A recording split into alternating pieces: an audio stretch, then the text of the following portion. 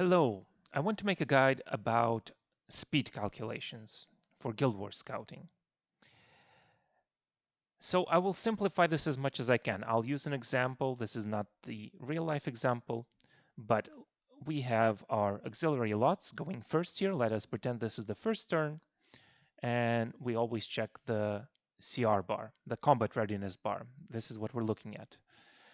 And with that, we take a screenshot, and then later we can calculate the speeds for our guild. Right, so let's say we did that. Let's say this is our first turn. Again, we're really simplifying this. And then we go over to a website, which is the Speed Solver. I can post the link to this. And we had 83% for Dragonbright Senya over here. And our auxiliary loss is on 284. Okay, this is real life example. And then we have all these numbers, but probable speed. We'll just go with this, 236. Now, first of all, this speed we can very easily calculate by simply doing 284 times 0.83 or 83%. This is what we'll get, basically. But as we see, there are other numbers, and this has to do with the randomness that the game has at the start of a fight. And then it gives us this range of speeds. So I will go into fairly a lot of detail into how this works. But basically, just use the speed solver. Look at your guilds, look at your attack, take your unit speed, take the screenshot of the CR bar, and then you can calculate the speed of the others, estimate them. And this estimation is good enough. Okay, this is good enough. When you write notes, this is the speed that you should be writing, the probable speed.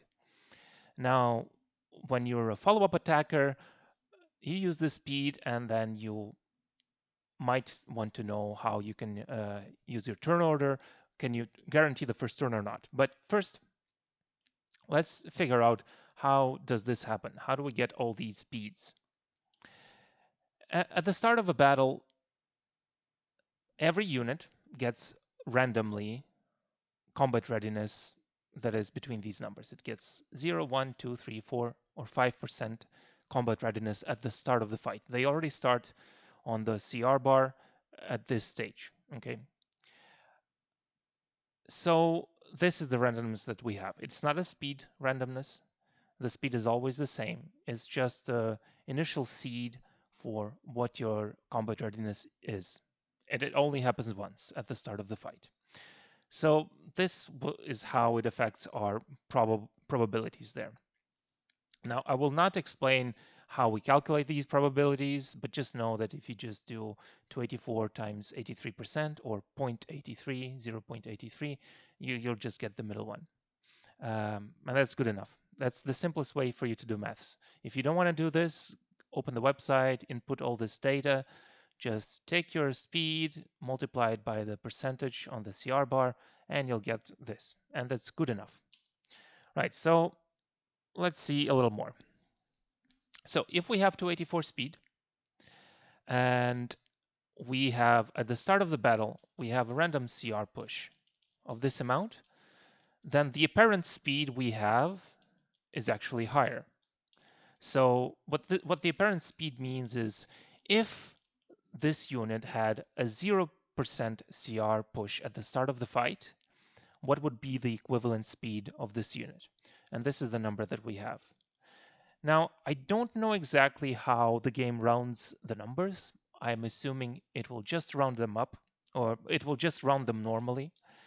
But to be safe, we just leave it here as it is, and we can assume when we're looking at top speeds, we will just round it up just to be safe.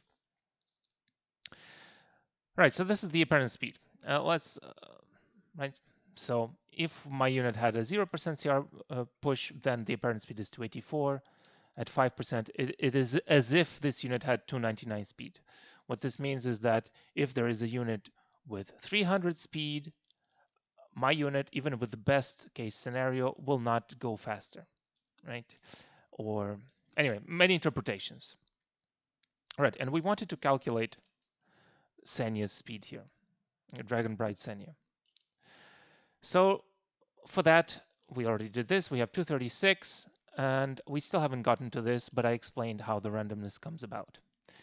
So we're looking for the 83%. And now it's gonna be a little bit more complicated. Right.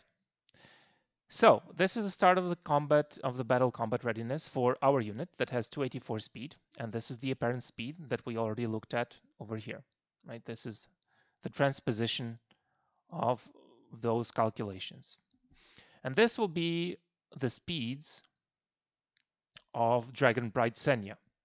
These are all the possibilities of speeds that Dragon Bright Senya can have, depending on how different we have combat readiness pushes, right? Both for our unit and for Dragon Bright Senya. And because there are 1, 2, 3, 4, 5, 6 different possibilities for each unit, so the possibilities go higher.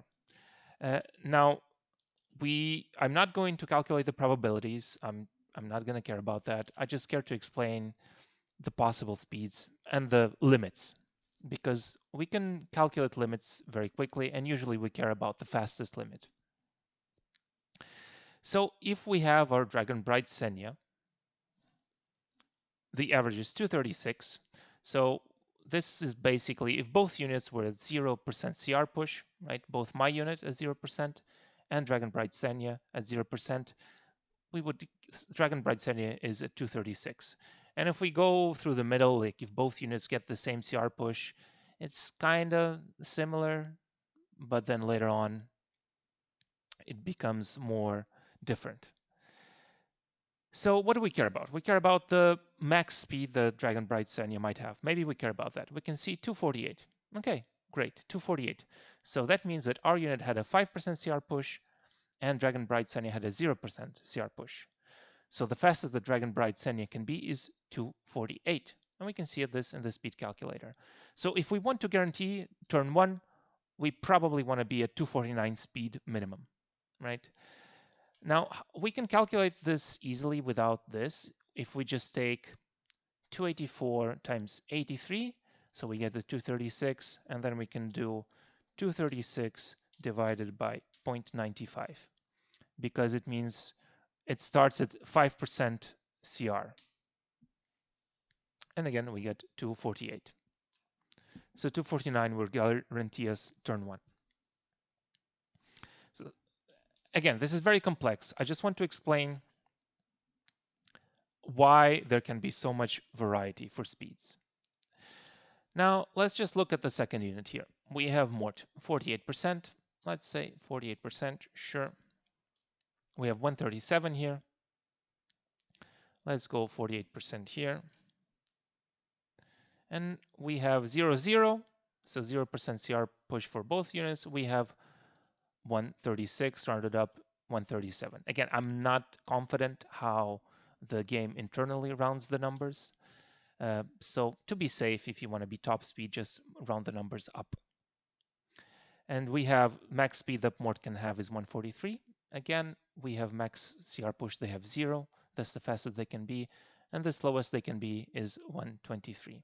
So if you want to guarantee that you go after this unit, then you need to be slower than 123. So you need to be 122. Because of rounding, to be safe, I'd go with 121. Again, I don't know how the game rounds up numbers. I think internally it probably actually considers decimals. So if you go 122, you're probably safe, but this is very hard to test. As you can see, there's so many variations. How will you test this? Like, it's going to take a tremendous amount of effort. So, and 137 is going to be enough. Again, just if we want to simplify our calculations, made a mistake there. How do we calculate the max speed, 143? So we just put 284 times 0.48, right? 284 times 0.48. We get that number. And let's just say it's 137. We do 137 divided by 0.95, meaning that the unit only has 95% of the CR bar left to push, and this will be the max speed it can possibly have. 144. Or sorry, to explain it better, as if our unit only had 95% of the CR bar left. And so the unit we're calculating the max speed for would be at 0%, right? So this is the calculation we're simplifying here. And we go 144, so if we go 145 speed, we're guaranteed to outspeed this mort. All right, so just going back, when we are looking at a guild war and we want to calculate speeds, the only things we really should be doing is just checking our unit speed, 100%, and then checking the other units. And we have our speed, and we'll multiply, and we get the average.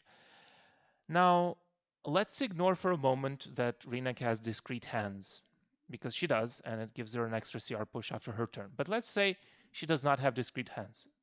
No CR push, only speed. So, and it's not going to be possible, but let's pretend this is only speed.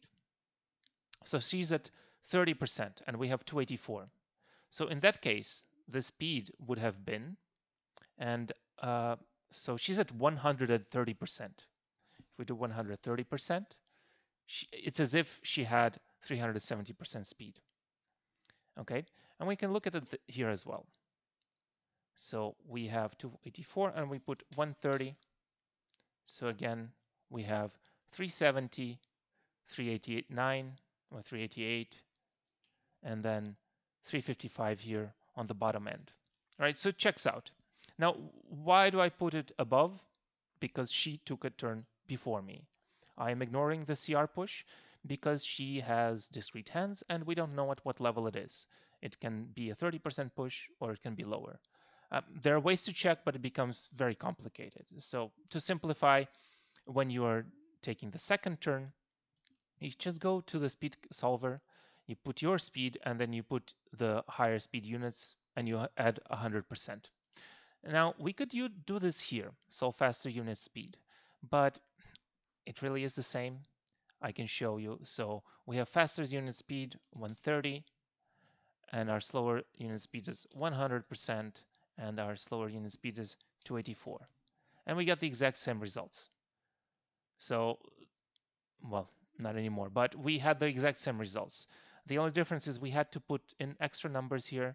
The only reason this would matter if this is not 100%, and I'm not sure how you would be in that situation. If it matters, if it's not 100%, you go here. Otherwise, just use this. It's much easier, right? Solve for slower unit speed always. And your slower units is just not 100%, and you assume your unit is 100%. All right, this has been fairly long. I just hope it was clear. And if it isn't, and you have questions, let me know in the comments.